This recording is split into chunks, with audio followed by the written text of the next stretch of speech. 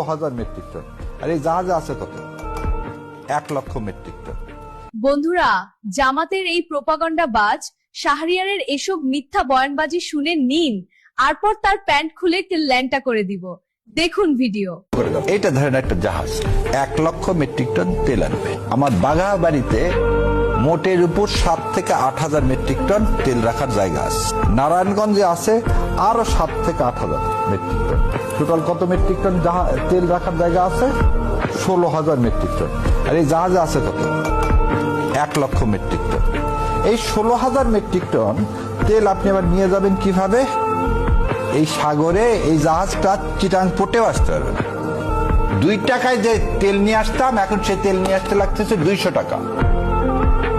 2 টাকার তেল এখন লাগতেছে 200 টাকা। দ্বিতীয় কথা, এই জন্য আমাদেরকে সৌদি আরব তেল দেওয়া বন্ধ করে দিচ্ছে, যে ওর কাছে জাহাজ পাঠালে 6 মাস আটকায়।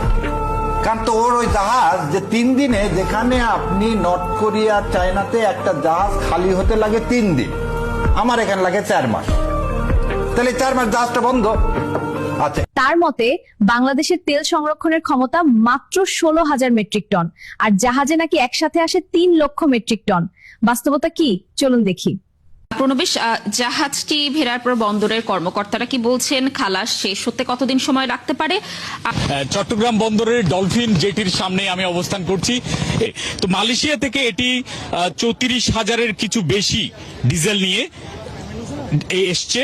আরেকটি সিঙ্গাপুর থেকে আসা ডিজেল বাহী জাহাজ, সেটির খালাস কার্যক্রম শেষ হয়েছে। এটির নাম ছিল ইউয়ান জিং হে। এই জাহাজটি প্রায় 27,375 মেট্রিক টন ডিজেল নিয়ে এসেছিল। এটি থেকেও একদিন পুরো দিন এটি গতকাল এটি থেকে খালাস কার্যক্রম হয়েছে। দেখেন, 2টা জাহাজ এসেছে, একটাতে 34,000, আরেকটাতে 27,000 মেট্রিক টন, আর একদিনেই খালাস শেষ। অথচ সে বলছে 3 মাস লাগে। সৌদি আরব তেল দেওয়া বন্ধ করে দিচ্ছে, যে ওর কাছে জাহাজ পাঠালে 6 মাস আটকায়।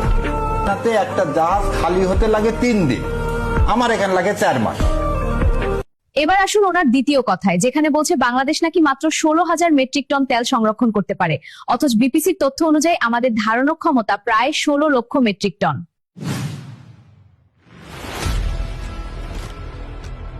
গতকাল একটা ভিডিওতে দেখিয়েছিলাম একটা সংরক্ষণ ট্যাঙ্কারই প্রায় 1.5 লক্ষ মেট্রিক টন তেল রাখতে পারে, কিন্তু হাসিনা বানিয়েছে বলে ইউনুস প্রতিহিংসায় সেটা বন্ধ রেখেছিল। করে জাহাজ থেকে সরাসরি পাইপলাইনে তেল খালাস করে পরিবহন এবং মজুত করার জন্য বিশাল এই অবকাঠামো প্রায় 2 বছর আগে নির্মাণ শেষ হয়েছে কক্সবাজারের মহেশখালীতে। সরেজমিনে এই অবকাঠামো ঘুরে দেখা গেছে বাংলাদেশে বর্তমান চাহিদার প্রায় 1 মাসের ক্রুড অয়েল এবং 1 সপ্তাহের ডিজেলের মজুত রাখার মতো 6টি স্টোরেজ ট্যাঙ্ক এখানে খালি পড়ে আছে। 3টি স্টোরেজ ট্যাঙ্কে 42,000 টন করে 1,26,000 টনের মতো ক্রুড অয়েল এখানে মজুত রাখা সম্ভব। আর তাহলে দেখলেন তো, সব প্রমাণ সহ বাকিগুলোর নিউজ ভিডিও আমার কাছে আছে। আর এই শাহরিয়ার মুখ খুললেই মিথ্যা। আমি আজ পর্যন্ত ওকে একটা সত্য কথা বলতে দেখিনি।